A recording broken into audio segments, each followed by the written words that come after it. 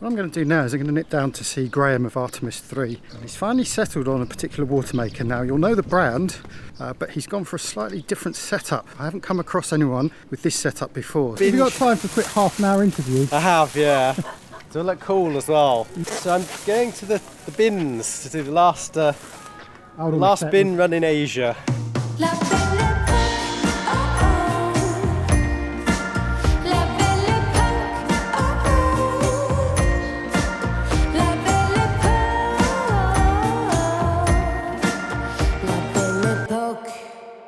In this episode, we're going to be talking to Graham about his new reverse osmosis Watermaker, and we're going to be asking you guys if you think this Watermaker solution is the best Watermaker a cruiser could wish for. But before we do that, we want to introduce Lee and Jason to you. Great friends of ours that have been with us all the way through lockdown here in Sabah, but they made the decision that they wanted to return to Australia, a 2,500 mile epic journey. Yes, and make no mistake, bear in mind this happens during lockdown, so the whole of Indonesia was locked down, and that meant they could not stop anywhere on their journey.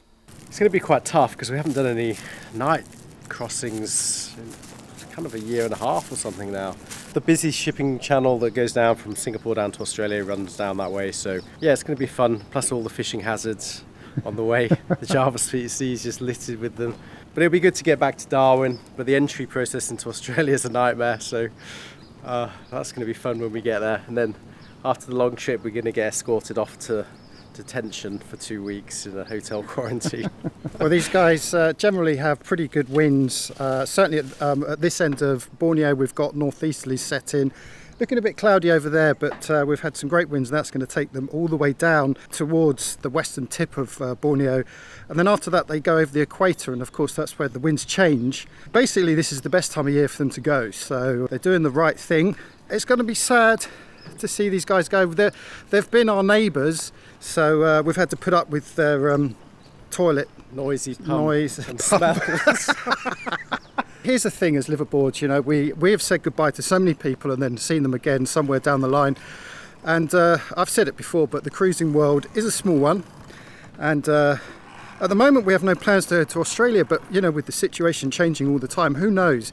Because we no longer have Millie, which was the reason why Australia was never on our plans. If things start to open up, who knows? We could head down in that direction.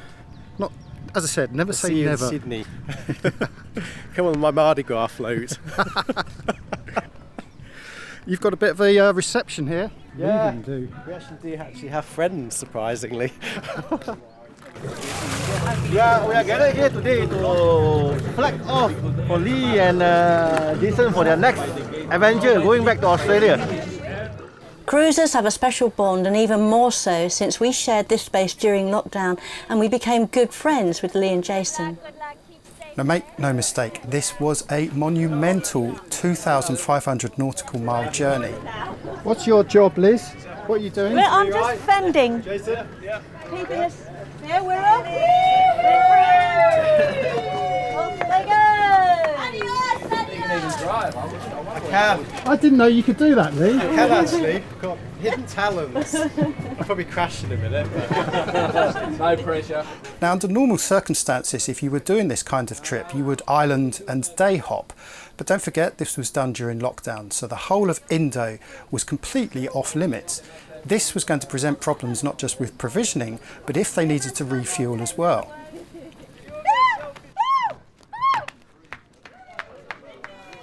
They've since made it to Darwin safely, but it wasn't without its problems.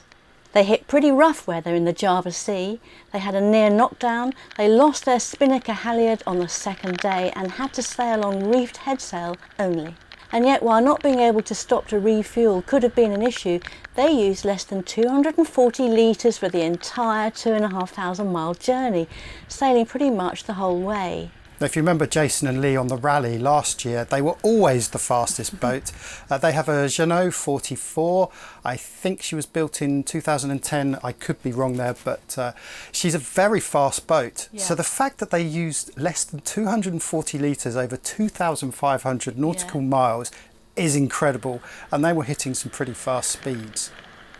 When they stopped at Pulau Alor for a couple of days respite, they had an incredible experience. They met face to face underwater a wonderful dugong. Yes, and this wasn't just a sighting. No. This was a close encounter with the dugong. They've got some incredible footage of them swimming with the dugong. Amazing, eh? I know. Anyway, well done, Lee and Jason. And by the way, they are selling Santorini. They're currently in Australia in the Northern Territories. So if you're interested in a really, really fast Jeanneau 44, get in touch with Lee and Jason. Check them out on Instagram and Facebook. They go by the name of Aussie Sailors. A very good morning to you. About time we did a little update. And here come the ducks. So I'm just doing a bit of vlogging to camera using some new gear, so this is as much of an experiment as anything else, but I figured let's put it to good use and discuss some progress that has been happening in the marina. So we've been here for a little while. There's another lockdown, of course. It looks beautiful at the moment, but there's some shitty weather coming through. The situation we have here at the moment is that we're on this sort of semi-lockdown, and it does mean that we can't really visit places. So we know of people that have gone out to anchor at some of the islands here. They've been approached by the park rangers who have said you can anchor here, but you can't go ashore, you can't do anything, which is a bit of a shame. So we're not really missing out on anything at the moment whilst we're in the marina. Graham popped over this morning to say that he is getting some stainless bars made for his new jerry cans, which he's putting on the side of his boat. We do the same thing. We carry 5 on each side amidships and then another 4 at the back of the boat. God, those ducks are noisy, aren't they? And so what we're going to do is we're going to get some stainless bars made. So the idea is that these bars will sort of hold these jerry cans in place. We don't normally have a problem with the jerry cans until the weather really starts to pick up. If we start getting waves over the boat, or if we're really heeling over, those jerry cans potentially can get dislodged and start to fall over. So by putting a stainless bar around, we will hopefully hold those in place.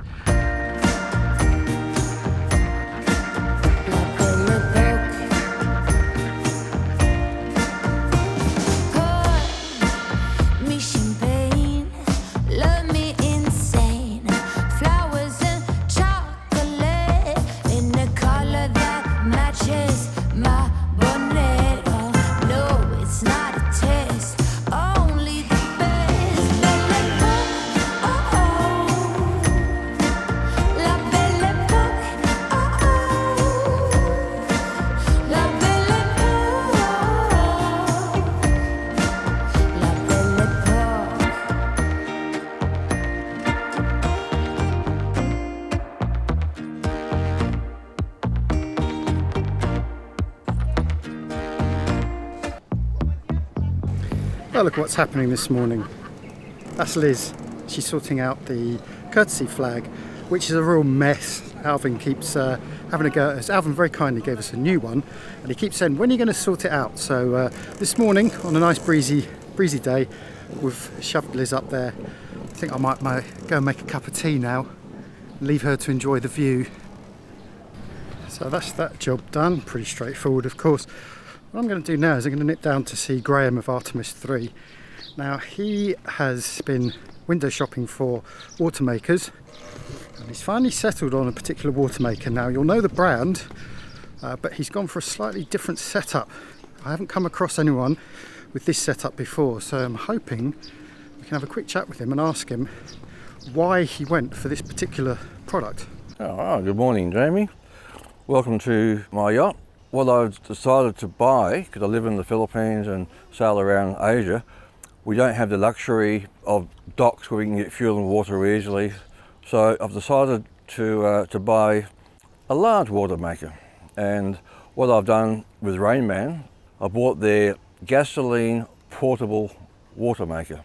It's a gasoline engine, direct drive into a pump, and I bought their largest capacity reverse osmosis system. So it makes 140 litres an hour. I think it's supposed to be 10 metres of this, so I can put it straight into the tanks directly. And this one is the reverse osmosis tube. It's quite well packed actually. There we go. So in my case, what I want to do is have the Watermaker in my back locker, take it out, put it in the water, takes 10 minutes, and make the water. Now, I store 400 litres of water on my boat, so once a week I want to take it out and make water. So maybe on a Sunday morning I get up, I make water for 4 hours and then put it away again. I'm good for another week, so that suits me. Then we have the issue of storage with gasoline. Having worked in the oil industry in construction, I know a fair bit about tank repairs and oil. Petrol, it can be dangerous, but like LPG gas, if you manage it, well, it won't be a problem. I've got to store petrol on the boat for my outboard. What better way than to put a few more tanks on the side as a bracket, so I'll carry 40 litres of petrol on the side of the boat. It's fresh air, I don't smoke anyway. The chance of it blowing up is damn remote, like almost zero. If the tanks eventually, well, they'll be covered, I'll put covers over, UV covers over them. Now, if they do eventually split, all the fuel just roll down the back of the boat and off into the water, which is not good environmentally. But so in terms of all risk, I think it's such a small risk.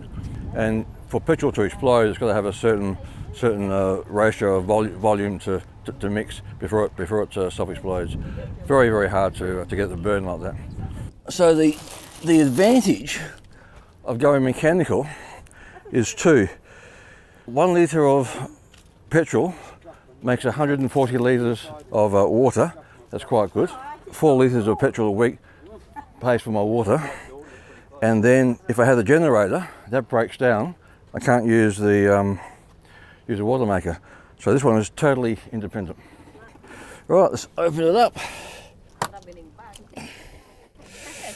So this comes down here. Oh yeah. So that's it.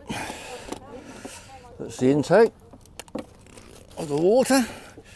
This one here, you just throw in the water with the strainer, and then there's right there, you plug the high pressure hose into this from the pump, into your reverse osmosis filter. Bob's your uncle. It's not too heavy, it's about 20 kilos, a bit more, about 24 kilos. That's a negative on the thing, but in my back locker, I just go from boom to boom, that's it. So that's not too bad. Being portable, it's just simple to operate. So when you flush it, you just physically, manually flush the system, put it in, put it out, you use fresh water from here to flush it. It's couldn't get more simpler, which appeals to me. So there we go, Graham's new Rainman Watermaker. Very impressed with the way it's packaged. Something that he said off camera, which I should have gotten to say to camera, was the consideration of what kind of power you need to run your Watermaker. And he made the point that, of course, this is a completely self-contained unit. So literally those 2 boxes contain everything you need to power the Watermaker. Bear in mind, of course, that other Watermakers may have to use 220, 240 volt electricity, or 110 depending on where you are, which might mean using an external generator. So suddenly you've got an additional piece of equipment that you're having to run. Maybe you're running it through your inverter as well, perhaps through the engine. So his point was that you only have 1 unit in order to produce 120 litres an hour, and I think that's a point worth bearing in mind. And I was especially interested in his opinion on petrol, because I think as cruisers we're all taught that petrol is one of those evils that potentially can be very dangerous. And he's obviously thought this through and realised that the way that he stores petrol and looks after it and manages it, as he says, it's a pretty safe option. So let us know what you think about both the Rainman and your opinions on the solution that Graham has come up with in the comments below. Yeah. Great. Oh, you better crack one open, Obviously from Australia. That was such a nice touch, throwing in the beer stubbies at the end. I mean, they obviously know Graham. It was the main reason he bought it. No, that's not fair. A very pretty unit. I've got to say, it looks a lot prettier than ours. What do you think? Yes, I mean, the Rainman is really well made. And by the way, they're very popular in Southeast Asia because they're Australian. You have a lot of cruisers with this setup. The question is, would we go for something that Graham has, where you have this auxiliary petrol-driven engine? I didn't like the petrol idea, no matter what he says. I don't know. I'm comfortable with Yeah. carrying the petrol, Okay. but I think it's difficult for us because, of course, we have a Honda 2 kVA generator anyway. Yeah. So it would be a bit silly to buy a Watermaker with an additional generator. Now, Lee and Jason, who you saw earlier, also have a Rainman, and they have the setup that I would have gone for because they have a separate Honda generator. They just have the osmosis tubes, the high pressure pump. Right. They don't need that auxiliary generator. What I do like about it, just breaking in there, is the amount of water they can get in an hour compared to what we get from our very old-fashioned Watermaker that's been with us for 10 years. Yeah, I wouldn't say ours is old-fashioned. I mean, you know, Watermaker designs, they've moved on a little Yeah. bit, but just as a reminder, we have a 12-volt Watermaker. It's called a Schenker 30. It's a modular system, and that produces round about 30 to 35 litres an hour, but it's only drawing 8 amps, of course, so we can Yeah, run it off the solar anytime. panels. But it does mean, of course, we have to run it for that much longer. With these higher-powered Watermakers, you know, they only have to run it for an hour, and they've made 120 litres. Yeah. So that there is that. I think the other issue I would have is the fact that you're carrying an independent generator specifically for the Watermaker. Yeah. I'd be interested to know if you could use the Rainman generator as an auxiliary generator for other jobs. Yes, it's the old space thing on a boat, isn't it? If you're going to have a big piece of equipment like that, it needs to be able to do more than one job, ideally. Yeah. Anyway, thank you, Graham, for showing us this. And by the way, Roy, our friend who's next door to Graham, was so inspired, he's gone out and bought the same model as well. Yeah. And he's been running it regularly in the Marina, believe it or not. Yeah. They're both very happy with it. But what do you think? Is this the kind of Watermaker you would go for? Or would you prefer a different style of Watermaker, maybe engine driven or 12 volt? Let us know in the comments. La belle